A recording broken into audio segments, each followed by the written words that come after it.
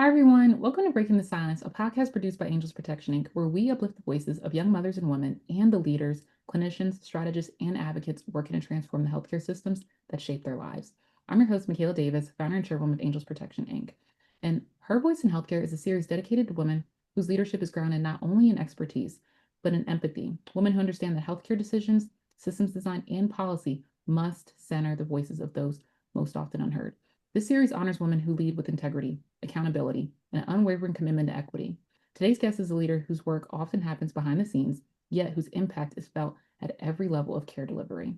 She's a program and project management executive whose ability to translate vision into execution strengthens organizations, advance population health, and ensures that equity is not an afterthought, but a built-in outcome.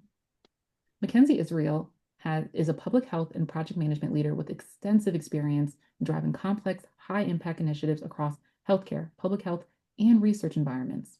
Her work sits at the intersection of strategy, execution, and equity, leading large scale programs from concept through delivery while aligning diverse stakeholders, optimizing operations, and producing measurable outcomes that matter. Known for her systems thinking approach, McKenzie brings clarity and structure to complex environments, ensuring that programs don't just launch but sustain, that metrics don't just exist but inform, and that communities are not just served but meaningfully centered.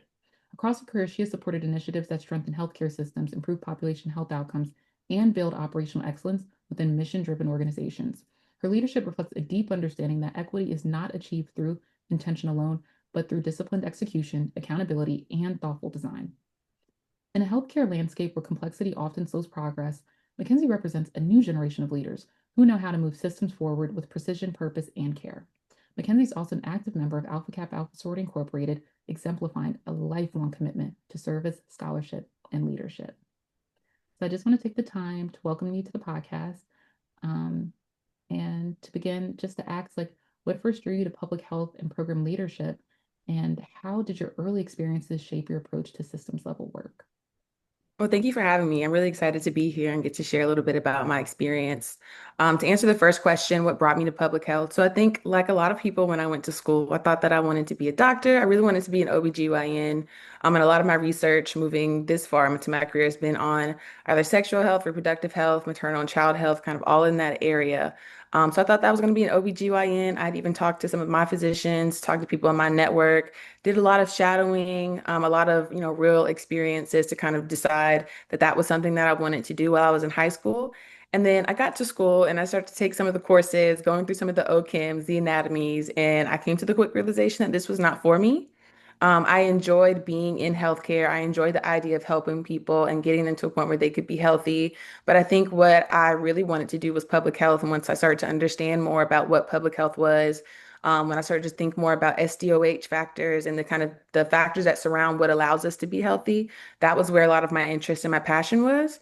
And that kind of brings in the whole systems thinking aspect of, looking around you and seeing how things are interacting, how our environments, our social constructs, our financial situations kind of play into our ability to be healthy, and maybe even some of the stressors that we experience, things that keep us from being healthy. So that was kind of how my journey started. And then just throughout my career, I've done a lot of learning throughout this experience. I think when I was in school, there's only so much that they can give you exposure to because public health is a really large thing. It's not just, working in a hospital setting. Public health can be policy, public health can be marketing campaigns, public health can be finance, it can be grants, it can be a lot of different things. So just the more that I've been exposed to it, the more I've been able to see how important public health is and how impactful it is.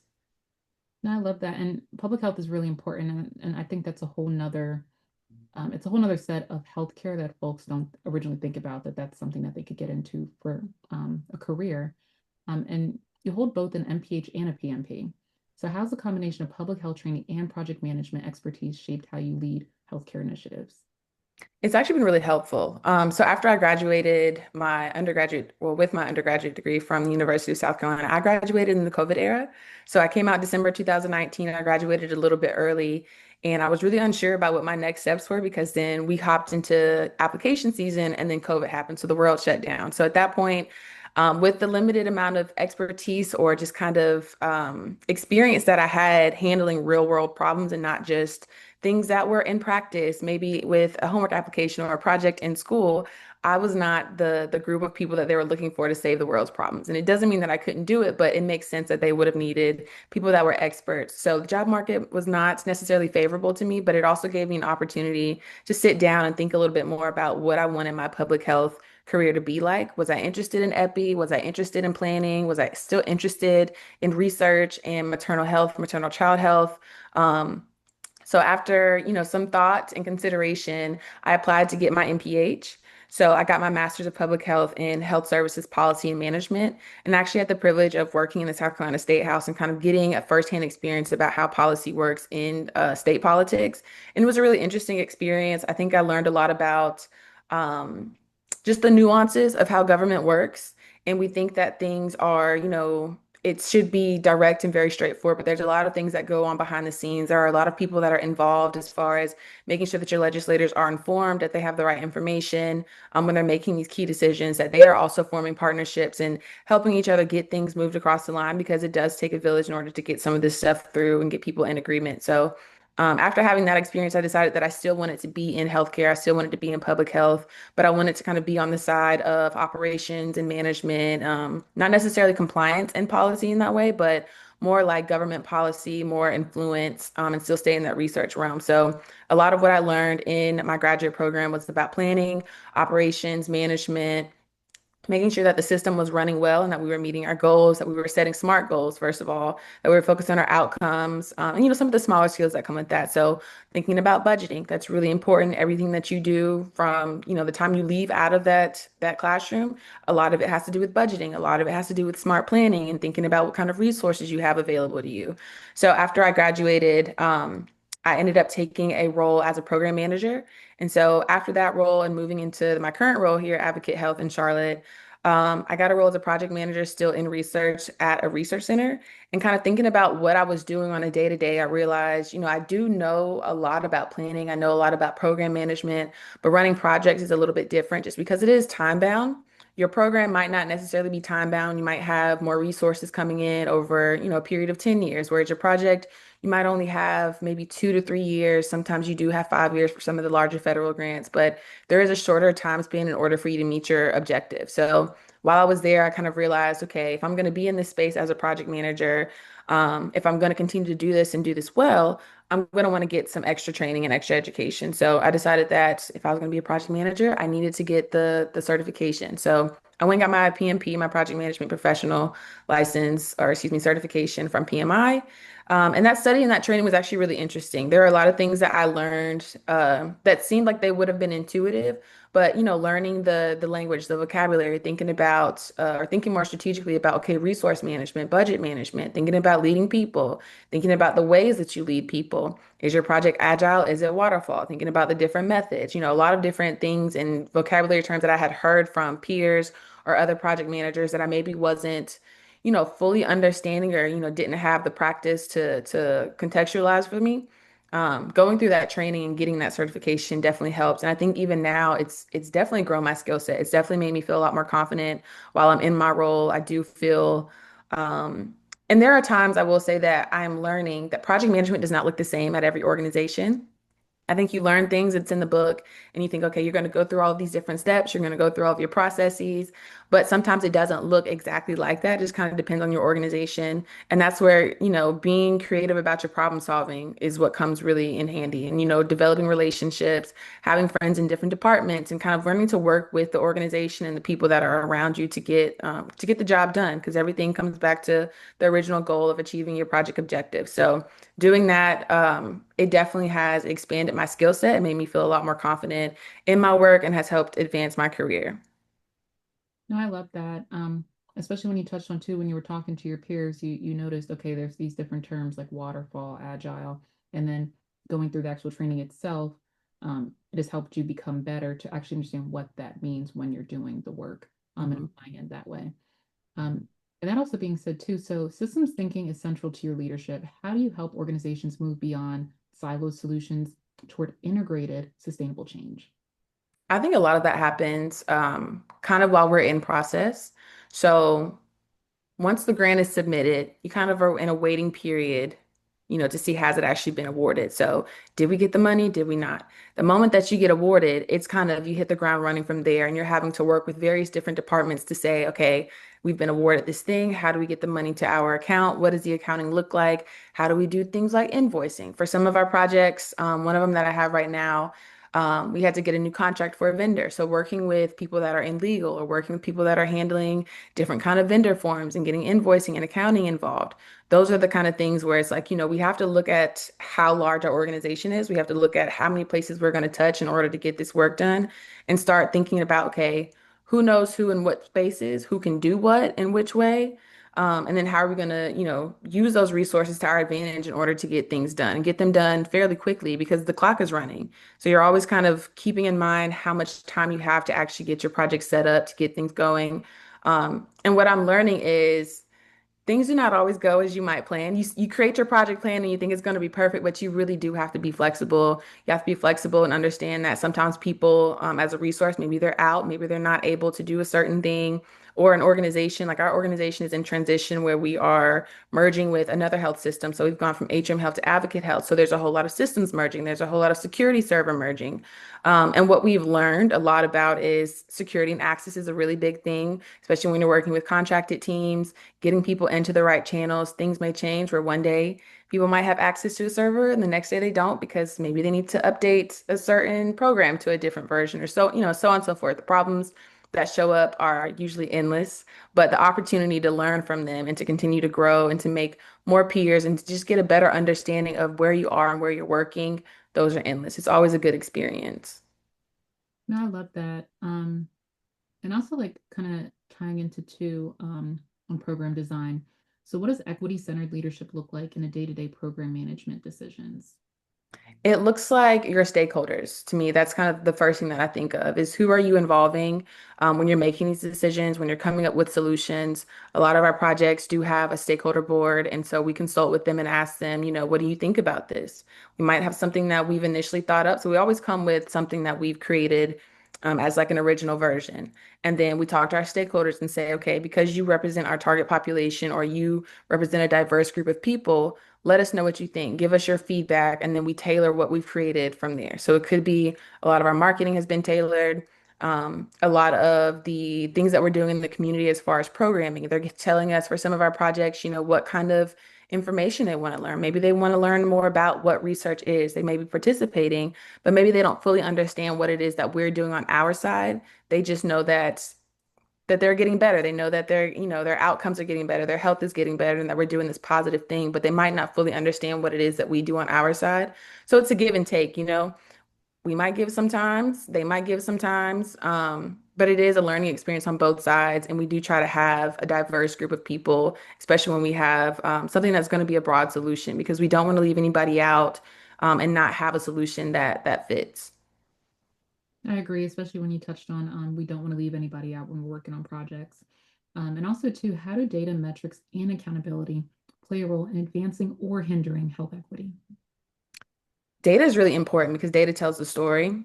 So you can do something and think that it was really good, but what does the data say? What is the data telling you about what it was that you did? Is this actually making an impact? If it's not making an impact in the way that you thought, what are the reasons that maybe it's not making that impact? Is there a language barrier? I think there are things that I've learned about, words have meaning, words have power. There are terms that we use in our data sometimes where it may say unsuccess. And that's not us literally calling somebody unsuccessful, but the way that it can come off, it can kind of, take people aback a little bit and, it gives them a little bit of a negative feeling. Um, but you definitely have to be mindful of the things that you say, look at the data, and just be very keen on what it is that the story is that you're telling, because the data is the story. There's a lot of numbers, but ultimately, what is the narrative here that you're trying to get off with that data? I love that. And the data is really important too, because it does show impact that we're creating within the community, especially when you have to report that back to the grants. Mhm. And also too, like as a woman leading large scale initiatives, how do you navigate authority, influence, and credibility in healthcare spaces? I've been really fortunate actually to have leaders that were very kind, especially really early in my career when I was maybe not super confident or maybe not very sure. And I think I still, like a lot of other people, still deal with bits of imposter syndrome sometimes where it feels like, I don't feel like an expert in this space and I don't know everything, where you feel like you should know everything. But I have had really good leaders. I've had a very diverse board of leaders. I've had leaders that are Black women, I've had white men, I've had Asian women, I've had Asian men. So I've gotten a lot of support from them, and they're all very just confident in my ability. I think they do a good job about, giving you the pep talk where you feel like you maybe can't do something. They see it in you that you can because they know you. They've seen your skills and they're looking at things from a bird's eye view versus you're kind of in that moment and you're feeling the anxiety of whatever it was that maybe was hard for you in that day or hard for you in those last couple of weeks, but you eventually figured it out. They're seeing how you've been successful and how you've been able to handle that. So they've been really supportive. And I'm just really gracious to them for giving me opportunities to try. I think that's something that I say often is just trust me to try. I may not know how to do it right now. I might not have had a lot of things are very specific experiences. And do you know how to use this very niche tool? But I may not know how to use this, but I've used something that's very similar. Or trust me to try, know what my history is with figuring things out, and just allow me to figure it out. Let me wow you. Let me see how successful I can be. And at the end of the day, you always have support. You always have extra resources in our system that are available to kind of coach you or teach you how to use whatever that thing is. But they with getting me, to that next step. They're always kind of pushing me into, come speak at this conference. You can be on this panel and you can do this thing and you can do it well. Or, when problems arise and maybe I'm not confident with, okay, I have to go to the executive, whatever that next high level is that I maybe have never interacted with, but they trust me to have that conversation.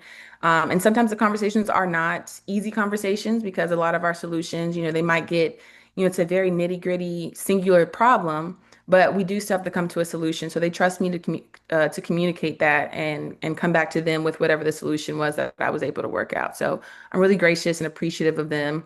I think that there are people that maybe don't have those same experiences. And for those people in that group, I would say, well, I'll say I have maybe had one or two experiences like that. Let me not say that I haven't. But even in those places, I think I trusted myself to try.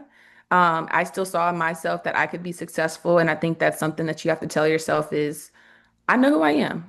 I am exactly who I say that I am. I can do this thing. I trust myself to do it.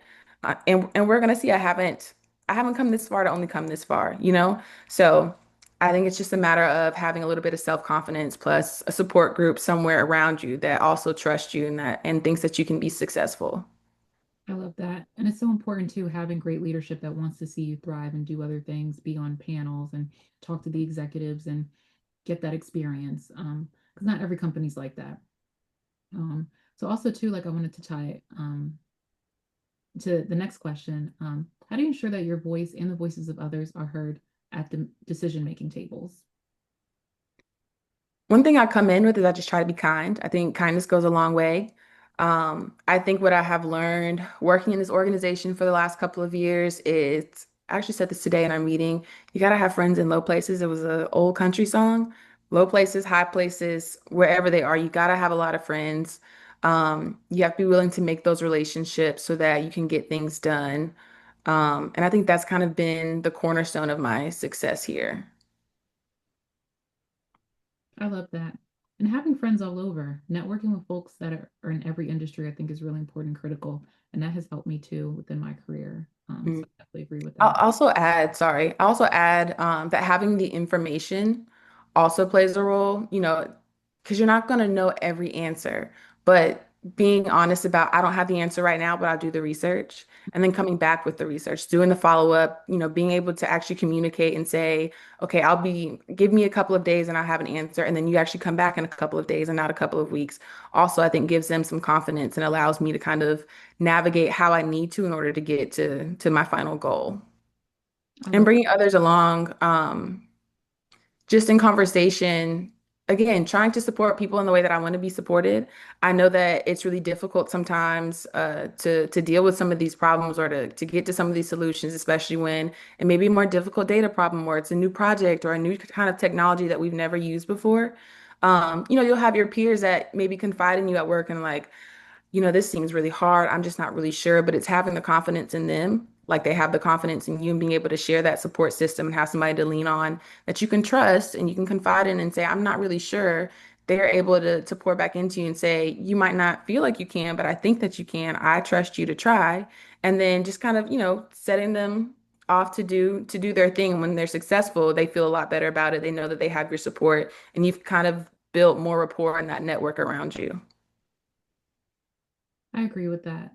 And bringing others part of your journey and bringing them up, and and that kind of ties into what we'll talk about later with mentorship. Um, but also too, what challenges do women often face in operational and program leadership roles, and how have you addressed them? I think challenges that we face, I think in some spaces, people maybe don't think that you're as knowledgeable as you are, or they maybe think that, because I have to put my foot down, maybe I'm being emotional, or maybe I'm being too harsh, or maybe I'm being quote unquote mean. And that's not the case, but I do have authority over a certain topic, or I am trying to get us to a certain goal, and I need you to understand why I'm making the decision that I'm making. Every conversation, I am kind in every conversation that I have, but every conversation is not going to be, an easy conversation. So I think that's one thing that we deal with is just trying to get people to, one, take us seriously, and two, not to immediately push off a stereotype of we're overly emotional and we can't handle the stress, we can't handle the fire. I put out fires every day, and I feel like I do a pretty good job about doing it with a smile on my face. Again, communicating with my leadership that, hey, I don't know how we're going to do this, but if you give me a little bit of time, I'll be able to figure it out. I love that. Um, and also too, what I kind of wanted to touch on as well. You're an active member of Alpha Kappa Alpha Sorority Incorporated. So how has sisterhood influenced your leadership journey and sense of responsibility to the community? It has definitely influenced me by reminding me that you need to reach out. Um, because I mean, other than my sorority sisterhood, I do have siblings. So I understand, sometimes those relationships are not always, you're gonna bicker from time to time and you may not agree on different things, but that doesn't mean that, we have fallen out or we're not peers anymore. We're not going to get something done. We just might not agree on something in a certain way. So I think that's definitely something that I carry with me is that there is a right way to disagree with somebody and to still have that relationship, to still walk out of that conference room, to still walk out of the house and say, okay, well, what are we going to do today? Or are you ready to go get lunch? Or however whatever the scenario calls for. But then also has reminded me to reach out and to reach back. So a lot of people talk about, when you go up to make sure that you're pulling people up with you. So that's something that I do try to do when people come to me and they're asking about opportunities for mentorship or when they're interested in a certain internship that our organization might have, or whenever I see them doing something and I'm like, okay, that actually looks really cool, trying to ask them questions to kind of make sure that they're having the right conversations and that they have confidence in themselves and what they're doing. I think that's something that I've definitely learned through being in my sorority and then also just having siblings on my own. I love that. And also too, like in what ways has your sorority experience supported your professional growth, service work, and commitment to uplifting the next generation of women leaders? It has given me an ethos. So service to mankind is something that I live by. It's something that I think definitely influences my commitment to public health. I think because my mother was also an AKA, still is an AKA. I think growing up, that was something that she said all the time. And it just kind of became ingrained in me that, we are here to serve each other. We are here to help each other. You cannot do anything as an individual in a society. You have to do everything as a community. If you think you can survive on your own, you are going to be surely shocked when you realize that you cannot, and that you have to lean on other people in order to have a happy life, to have a healthy life, to have a life that is full of experiences, and full of positivity and full of growth. You have to be able to have those kind of networks and partnerships. So I think that's something that has definitely influenced the way that I go about connecting with people and having relationships and things that just genuinely make my life feel full, things that have guided me on my path, whether it's personal or professional. No, it's really important. Being able to, and I think also too, you having that network to be able to connect with other like-minded women is really important, Mhm. especially throughout your career. And also too, how do you see historically Black sororities as critical institutions for leadership development, civic engagement, and social change? You learn a lot. You learn a lot in meetings as far as how to conduct a meeting. I think that was something that I learned very early on was there is an agenda. We're going to stick to the agenda. And sometimes you will drift and things, maybe go on a little bit longer. I have meetings all the time, not sorority meetings, but project meetings that all the time will maybe drift into another area because we had a certain topic on the agenda, but then this other thing came up. But it does teach you how to lead an audience when you have a meeting, how to keep people on track, on task. It helps you delegate. So that's something else, again, with partnerships, with working in the community, you have to understand that you cannot do it all on your own. That's why it's really important to lean on each other, to recognize each other's strengths is another one. Because if you're going to do this thing, I know that, maybe Tanya's really good at this and maybe Yanico's really good at this. So I have to lean on those people and say, okay, can I get your help with this thing? Because I know that you're really good at it. And if we work together, we'll achieve our goal. So those are the things that I think I've really learned about how to lead, how to participate, and just kind of how to run things on a day to day. There may be softer skills that I didn't recognize as being so necessary while I was learning them, but they've definitely taken me a long way. They've been really valuable. And it's really important too. And they're critical institutions, especially for the work that you guys do for the community with all the projects and programs that you guys implement. It's so important. Um, Mhm. and just really bridging that gap. Um, so also too, what role has mentorship played in your leadership journey and how do you pay that forward? Mentorship has been really important because I think I was a leader before I recognized that I was a leader, and having mentors that called that out for me to say, just to kind of let me know, they see a certain thing in me. Because, like I said, there's people that see you from a third person point of view, from a bird's eye view, and they're recognizing these skills and these valuable assets that you have, these valuable traits that you have, that are propelling you to be a leader, or they're recognizing the ways where you have been a leader and they're able to build your confidence.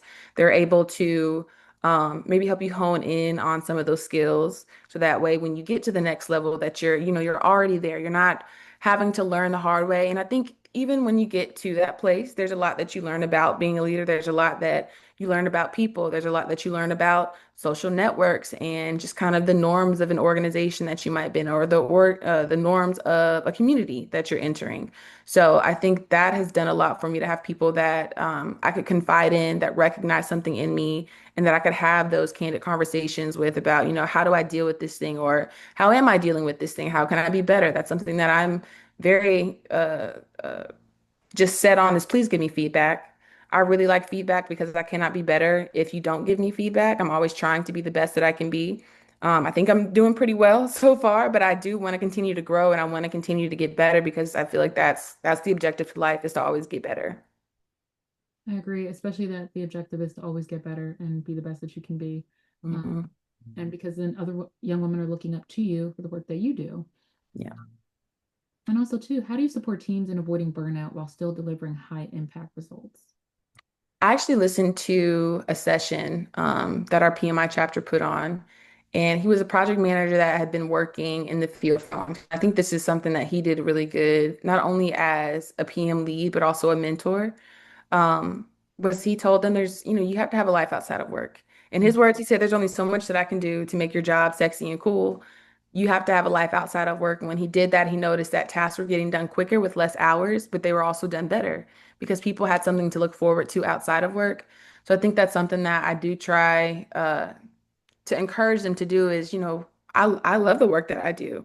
I love our research. I love when we get to have conversations with community partners or with patients and they let us know how much this initiative has changed their life and how much better they're doing, how much happier they are, how much better they feel, how much more autonomous they feel when they walk into the doctor's office.